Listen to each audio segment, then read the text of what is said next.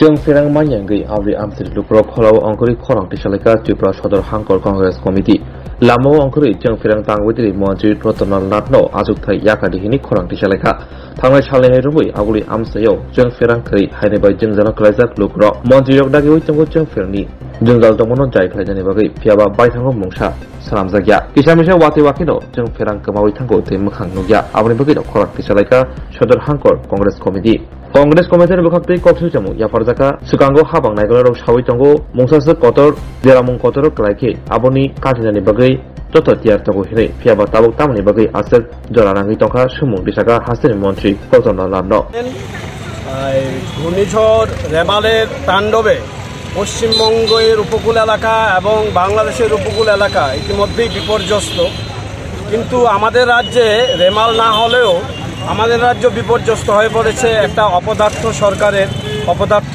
কার্যকলাপের জন্য। আমাদের এখানে একটা রেমালের ঝাপটা এসেছে, সত্যিকারের রেমাল যদি আসতো তাহলে কি অবস্থা হতো আমরা জানি না। একটা অপদার্থ বিদ্যুৎ মন্ত্রী আমাদের আছেন, যে বিদ্যুৎ দপ্তর আগে থেকে কোনো ব্যবস্থাই নেয়নি। এখন বলছে, কালকে আমরা দেখলাম শীততাপ নিয়ন্ত্রিত কক্ষে বসে উনি সাংবাদিক সম্মেলন করেছেন, করে বলেছেন যে ঝড়ে গাছের ডাল পড়ে গেছে, তাই ইদানিং কিছুদিন এই কষ্ট করতে হবে, এই বিদ্যুৎ পরিষেবা শুরু হতে আরও কিছুদিন লাগবে। ঝড়ে যদি ডালপালা না পড়ে, ঝড়ে কি মাছের পোনা পড়বে? ঝড়ে তো ডালপালাই পড়বে। তো ঝড়ে ডালপালা পড়বে, তার ব্যবস্থা নেওয়ার জন্যই তো ইমার্জেন্সি টিম রাখতে হবে। সেই ইমার্জেন্সি টিম কোথায়?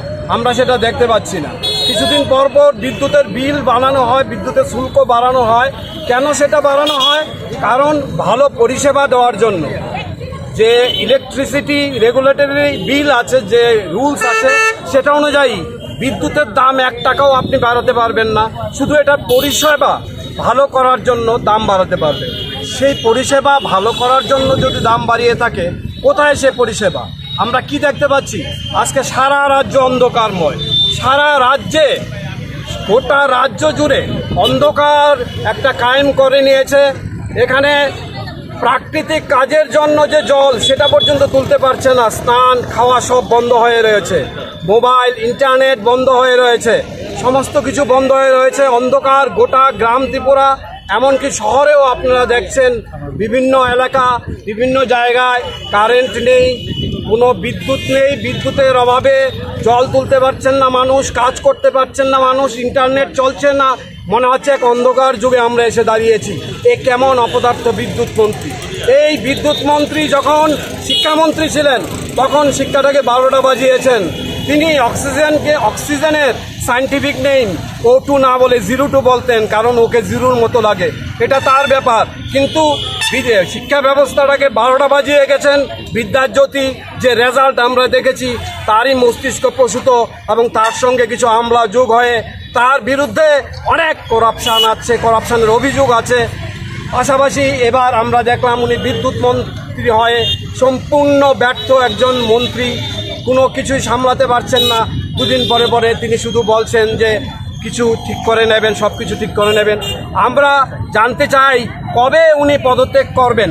কবে আমাদের রাজ্য এই শনির গ্রাস থেকে মুক্ত হবে? আমরা প্রদেশ কংগ্রেসের তরফ থেকে, প্রদেশ কংগ্রেসের প্রতিটি শাখা সংগঠনের তরফ থেকে দাবি করছি, আজকের মধ্যেই উনি পদত্যাগ করুন, নতুবা আমরা এক বৃহত্তর আন্দোলনে যাব। একটা ভালো মেসেজ দিন, কারণ আপনি ইতিমধ্যেই সবার কাছে একজন অপদার্থ, এমনকি আমাদের নেতৃত্ব বলেছেন একজন সাইকো নেতা, সাইকো মন্ত্রী হিসাবে আপনি চিহ্নিত হয়ে গেছেন। আপনি জিপ গাড়ির পেছনে দাঁড়িয়ে নাচতে পারেন, বাইকের পেছনে দাঁড়িয়ে নাচতে পারেন, অথচ বিদ্যুৎ মন্ত্রী হিসাবে কি করণীয় সেটা আপনি কিছু করতে পারেন না। তার জন্য আমরা চাইছি অবিলম্বে বিদ্যুৎ পরিষেবা ভালো হোক। রাজ্যের মুখ্যমন্ত্রীর কাছেও আবেদন করছি, যিনি নাকি ইদানিং ব্যস্ত তার দলের প্রচারে বাইরে ঘরে।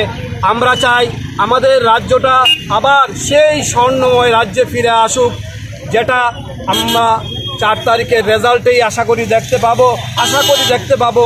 একটা সুদিন আসছে, এবং সেই কথা বলে ওনার পদত্যাগ চেয়ে, অবিলম্বে পদত্যাগ চেয়ে আমরা এক বিক্ষোভ মিছিলে সামিল হয়েছি। আশা করি রাজ্যের সমস্ত জনগণ আমাদের সমর্থন জানাবেন এবং আমাদের সঙ্গ দেবেন।